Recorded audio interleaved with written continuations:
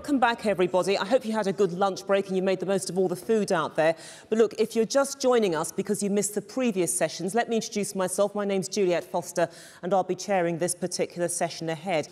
Let's kick off the session by welcoming Duncan Smith from Cardlytics and Roger Diath from TrueLayer. So, guys, come onto the stage and give them a good, rousing welcome. Hiya. It's good to see you. Thank you. This was the problem I had before, you see. I said, come on, give them all a good welcome. And everyone was a bit hesitant, but never mind. No but look, before I talk to them, because they've also got a film to show you as well, let me give you some background, because since 2018, and in response to the Competition and Market Authority's report on older, larger banks not having to compete hard enough to gain customers' business, the open banking ecosystem has enabled the secure sharing of customer account information with third parties. Because that was in 2018. Fast forward to the now, to 2022, we're here to find out how a major UK retailer, and you heard that right, a major UK retailer listened to the vision of using this capability so that it could drive customer engagement and value and launch its very own open banking powered consumer proposition. Big stuff, eh? Indeed. OK, let's talk about it.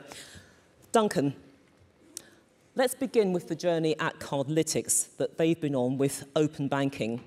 Have you seen it as both a threat and an opportunity? Yeah, it's a great question. Well, it's certainly been a journey. I think that's the first thing to say. It's probably taken quite a bit longer than we expected to get to where we are today. But we feel good about it, right? We feel that we're at a potential inflection point. We're seeing much better customer adoption than we were. In terms of the threat and the opportunity piece, just to give you a little bit of background, Cardlytics has worked deeply with retail banks in the US and the UK, specifically in the UK since 2013, when we launched a reward program with Lloyds Banking Group. In the US, we have about 165 million monthly active users accessing our services, and a big part of our USP is the ability to see the spend profiles of all those customers. And there are very few businesses that actually have access to that level of spend. And so the threat for us was open banking essentially would enable other agencies to have access to that type of spend, albeit not in the US just yet, but we would imagine that they would follow in due course. But thinking about it, I think the opportunity is greater. So we felt our business was well placed to take advantage of the new open banking APIs, use our capability in terms of sourcing merchant rewards and our ability to clean data at scale to actually create something that could be used for the benefit of our banks. And so first and foremost, we were trying to develop for the benefit of our banking partners. It sounds a little bit outdated to say it, but we won a hackathon with a large retail bank about 4 years ago. Still nothing done with the solution that we devised. And probably somewhat out of frustration at the lack of really moving beyond anything other than compliance for open banking, we started looking at where else we could use the platform that we created. And we realized that effectively open banking could turn a retailer into a bank. And that's what led us to our partnership with TrueLayer, who've supported us in the project with Nectar Connect. And I think there's a huge opportunity there, because the first obstacle we had to overcome was, will customers actually trust Nectar, effectively a retail loyalty program? Will they trust them with their financial information? And once we got beyond the stage where you had to kind of key in passwords, and we actually had the whole OAuth that came in, I think September 2020, from that point, we found the answer is emphatically yes. Right? So adoption has been fantastic. So yeah. So this has been a huge game changer. Now look, there is a big story to this. I'm going to sit back because I know that there's a film or presentation that you want to share with the audience to add some more meat to the bones. Yeah, thank you. And I'm going to attempt to live narrate to this, but the point of sharing it is that hopefully the user experience from Nectar Connect will allow you to see a little bit more about the open banking platform that Roger and I are referring to. So it starts in the Nectar Connect app. You've got a large navigational pane that talks about the value proposition, which is that you can earn up to 30 Nectar points per pound. If you compare that with what you get with your grocery, which is typically a point per pound, you can see there's a high level of generosity. Now, the welcome screens and the terms are really kind of focused on the fact that Cardlytics does not retain any personal information with this program at all. It's kept completely separate from the transactional data, which is in bank-grade security. It's consistent with the way we run our bank programs. Now, you'll all be familiar with the main stages of open banking Initially, we're looking to gain consent, and then through TrueLayer, we can present connections to all of the high street banks and all of the neobanks in the UK. And then the next stage is to select the bank you want to connect to. In this example here, we're connecting to Barclays, and you go straight through to your native banking experience. So you can use Face ID, facial recognition, or PIN number, or your thumb. And we see very, very low dropout at this stage because it's so much slicker than it used to be. And the final point is to give the authorization. Now, once that's done, you're taken back into the Nectar Connect app. We confirm that connection's been made successfully, and we can effectively see at that point 3 years of spend history. And the reason we use that spend history is to personalize the offers that we present to customers, and you can connect as many banks as you like in order to make it as personalized as possible to make sure you don't miss out on any of those rewards. We're just kind of scrolling up and down in the reward hub here. The user experience is very straightforward. If you want to expand an offer to see the terms and conditions as per the example with Coach, then you can do that, or you can just click straight in and activate. Then once you spend with any of the cards that you've linked, you will automatically earn Nectar points. So it's a very high value proposition for customers. And the final thing that I think we'll look at is the settings, where you can effectively change any of your bank connections, any of your permissions, and you can look at things like expired offers. Now, this isn't just a demo, this is live today, so if anybody, I think we've talked about app downloads today, but after you've done the show's app download, if you download the Nectar app, you can find it in there. The navigational banner is reasonably easy to follow, and hopefully you'll find it easy and valuable to use. So that's kind of the case study that we're referring to today, and hopefully that video is useful. Well, I'm not saying this deliberately to flatter you, but it does look very, very simple, and that's a big compliment from me because I'm completely useless with technology and downloading apps and things. But Roger, can you tell us more about the technology that support this particular customer journey and makes it a reality? Because just from a superficial glance, it really is the ultimate win-win, isn't it? Yeah, no, thank you. I mean, it's been great partnering with Cardlytics on this project. As you're probably aware, TrueLayer is a global open banking platform dealing with both data and payments. What we're actually doing under the covers here is essentially via the consent the consumer gives in the app, allowing the transaction data to be downloaded from their bank accounts, and then seamlessly linking that with offers and rewards in a really personalized way. So you're only getting the information that's relevant to you and the offers and rewards that are useful to you.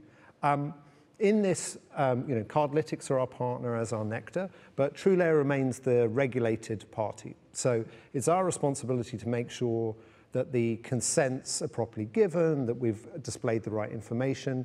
But really what that boils down to is actually trying to make this as streamlined and easy to use as possible so that consumers are really clear about what they're doing, but that the transition, as you saw in that video, it just feels like it works. And on the back of that, I'm really pleased to announce that actually Nectar Connect program now has 500,000 consumers signed up. So this has been a massive success. And Duncan, is there a definable difference in the value that a bank can get from this opportunity compared to a retailer? I think, well, the customer value, to start with that, is very similar. So the exchange is that you are opening up your data to some extent in a trusted way in order to get access to high-value rewards that you can use. The proposition for retailers, interestingly, is a lot to do with digital engagement. So banks perhaps don't realize how lucky they are in terms of the level of digital engagement they typically have. So most of our banking clients are getting a quarter of their customers turning up every single day, and 80–90% of them will turn up at least once a month. And that sort of digital engagement, a lot of retailers would really, really kind of kill for. So this supports that agenda. For Nectar specifically, obviously it turbocharges the Nectar points earning capability. But we think this has a lot of potential for banks as well, because customers really expect their banks to know them 100%. And what we're seeing since we've run this open banking platform is that we're actually knowing an awful lot more about customers than perhaps we used to with just a single bank connection. And the use case that we put forward to our bank clients before was that you can actually start to see spend across the whole of that customer's portfolio, but use that to incentivize our bank's cards to be top of wallet.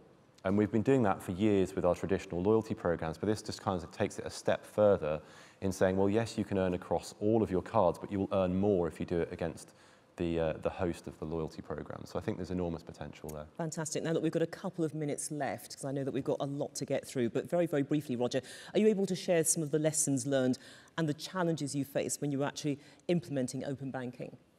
Yeah, of course. So, as you said in your introduction, open banking came from a need to kind of increase competition regulation in the marketplace, and the CMA9, the largest banks in the UK, were by legislative diktat had to implement this. What we're really pleased to see is obviously that only represents 80% of the market. Actually, in the UK today, over 99% of the retail users can use open banking today because every bank has adopted it, essentially. And you may have caught in that video as well, a big focus then for TrueLayer was actually going from just the legislation to actually making it as easy to use as possible. So you're moving from coverage to actually conversion, i.e. how many people actually get through and complete the journey. And in the UK, a big focus has been on allowing biometrics, i.e. thumbprint, Face ID, these kind of things to scan in, app-to-app journeys, which basically means on a mobile device, it feels like you're just using one app in a very slick and seamless way. And that's really driven a large scale of adoption. We're now around 5 million active users for open banking in the UK and adding around a million every month. But there is a big hurdle still out there, which we need to acknowledge. For data use cases like this, there is this 90-day reauthentication. So you authenticate with your bank once, you share your data, and for good consumer protection reasons, the rules are that you need to then go through that entire journey again to reauthenticate your data. We actually worked with Cardlytics and Nectar to try and smooth that journey, make it sort of signposted and clearer for customers so that they weren't surprised they're being asked to do this again. And that actually substantially reduced the churn we saw at 90 days. But it is a challenge because even if you're really engaged and you like the program, you're kind of being asked to do it all again. Really good news is the legislation is now changing so that people don't have to do that full reauthentication again. They just need to give a consent in the app, essentially, and say, yes, I'm happy to continue using Nectar Connect. So that's one barrier that I think is really going to be fixed in the next few months. Okay, then. We've got about 30 seconds left, Duncan, so I'm sorry to keep it tight, but very, very briefly, what part do you see open banking actually playing in the future digital landscape, not just for financial institutions, but for those outside all institutions, in other words? Yeah, I mean, I listened to some of the talks earlier today. There was a lot of talk about kind of open finance, particularly around the use of that for driving sustainability. The guys from Accenture mentioned that. And they were just, open banking's come a long way. We're just starting to see the next evolution of kind of pay by bank. I think there's a lot of things to be done there. I agree with another comment earlier about the combination of being an AISP and PISP. Like the two things don't really work together quite as they should do at the moment. For Cardlytics specifically, I think there's a huge opportunity for banks where banks already know an enormous amount around their customers and their spend at different merchants. Merchants know a lot about what happens when the customers come into their stores. And I think connecting those two pieces of data so you have the breadth in terms of what's happening in the market and the depth of what's happening in the basket is tremendously powerful. And that's something we'll capitalise on. That's more than 30 seconds, isn't it? It is a bit more than 30 seconds, but not drastically over, so I'm not going to pull the pilot's ejector button yet. But look, all the same, thank you so much. Fantastic demonstration showing us these possibilities, and we appreciate the fact that you shared it with us. Thank you so much, Duncan and Roger. No problem. Thank you so much for your time.